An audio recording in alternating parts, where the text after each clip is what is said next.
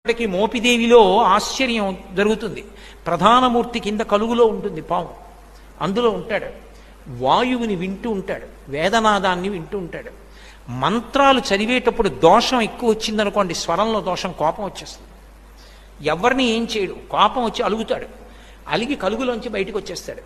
బయటికి వచ్చేసి ఎదురుకుండా తొట్టు ఉంటుంది, అందులోకి పోయి పడుకుంటాడు. నేను లోపల ఉండనంటాడు. నాదం తప్పు వస్తోంది, స్వరం తప్పు వస్తోంది, నేను విన్నా మంత్రం అంటాడు. అప్పుడు వచ్చి మళ్ళీ స్వరంతో చదువుతారు మంత్రం. చదివి తప్పు అయిపోయిందయా, క్షమించు, నీ యథాస్థానాన్ని చేరమని అడుగుతారు.